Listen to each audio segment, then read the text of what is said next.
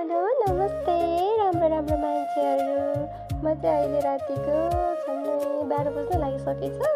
म चाहिँ बाख्रा देखाउँदैछु है। यतिखेर चाहिँ म भिडियो गर्दैछु। यहाँ हेर्नु न, यो बाख्राहरूको आँखा कस्तो चम्मले बलिरहेको छ।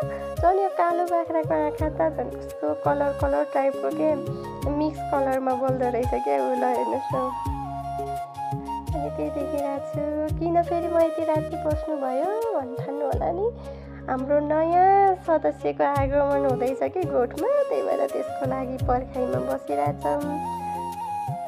हेर यिनीहरू चाहिँ दाजुबहिनी सँगै बसिरहेछन्। अनि आधा रातमा मान्छे गोठमै बसेको देखेर होला यिनीहरू पनि सुतेकै छैनन् के।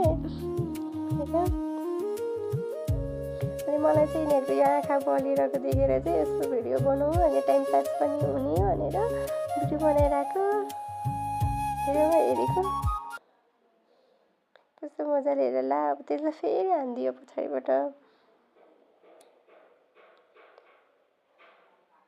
यो बाख्राको यो हुन्छ नि, यो घाँटीको तल के भन्छ यसलाई, लामो लामो कपाल चाहिँ खतरा लाग्यो के। हेर्नु, दारी भन्छ कि क्या हो है। दारी यस्तो राम्रो छ यो कालो बाख्रा। यस्तो छ। यिनीहरू दुईजना पनि छक्क परेर हेरिरहेका छन्। त्यसले पनि हो कि मागिरहेछ, मोबाइल मागिरहेछ कि क्या हो, कान पनि टोक्यो। यस्तै चलिरहेको छ। रात कटाउनलाई टाइम पास त गर्नु पर्यो। आफू नसुतिसकेपछि बाख्राहरूलाई सुत्न दिने भन्ने कुरा पनि भएन। अब यिनीहरूलाई नै उठाउनै पर्यो।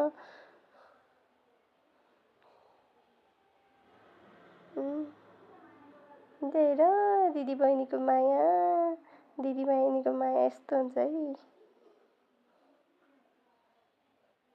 यस्तै छ।